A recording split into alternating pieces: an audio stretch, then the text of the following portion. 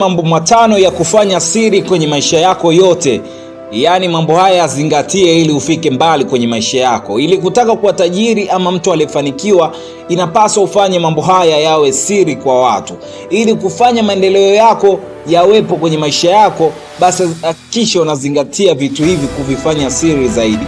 Kuna watu waendelei maisha yao kutokana, kuna baadhi ya mambo wanafanya kuwa public wakati yalitakiwa kuwa private. Sasa sikiliza kutoka kwa Albert Einstein, yani moja ya nguli wa sayansi duniani. Albert Einstein, sijui nimetamka vizuri, of course Kiswahili ndio lugha yetu pekee tunaojivunia.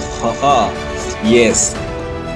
Yeye alisema haya mambo unahitajika kuyazingatia hasa kwenye maisha yako ili uzidi kupiga hatua. Kuna hatua wengine hata wapigi kutokana haya mambo wanayakuwa kama wanapuuzia.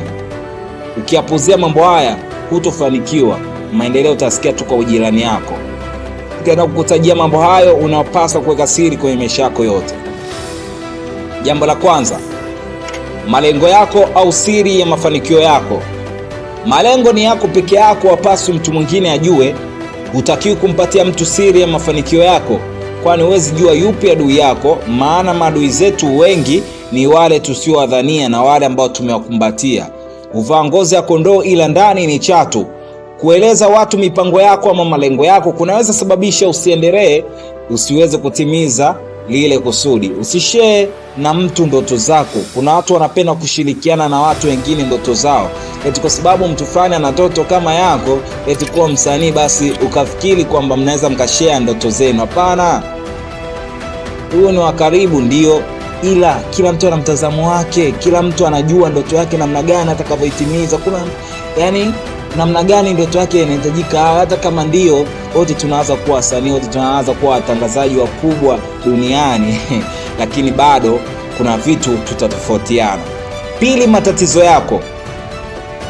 Usipende kueleza watu kila mara matatizo yako, kwani inaweza ikawa chanzo cha kuongezeka kwa matatizo yako. Ita increase matatizo yako. Kumbuka, katika watu 180 kati yao wanafurahia kukuona unalia shida. Utaamini hilo siku ukipiga hatua, alafu wale uliowaeleza shida zako wajue. Oya, utajuta. Ila kati ya wale 120 pekee wanaweza wakawa ni wale wenye kutamani kukusaidia, lakini hawajui afanyeje, ama wanaweza kukusaidia lakini wasimalize matatizo yako yote. Hapa ndipo utakapokuja kujua kwamba binadamu hawezi kukusaidia matatizo yako. Tegemea Mungu. Hivyo ni vyema kutoeleza kila mtu shida zako. Tatu, mahusiano yako. Mahusiano yako, mwenza uliye naye inapaswa kumweka kibinafsi, sio siri, ila mfanye yawe private. Not secret but private. Yani hata kama anajulikana, ila usimwelezee kwa watu. Wacha wamfahamu wanavyofahamu wao, iwe ndio unaingia kwenye mahusiano ama mmeachana. Yani watu wasijue. Kama unaingia sasa hivi umeamua kuingia huko single tena, unaamua kudate, of course date, lakini usifanye watu tujue. Na endapo ki broke up, usijaribu kumweleza hata rafiki yako kwamba bwana nime broke up.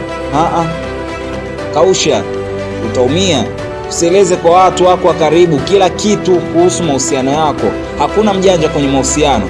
Kuna wenzako hapo kwenye mahusiano yao, pengine wanakereka na mahusiano yao ya ovyo.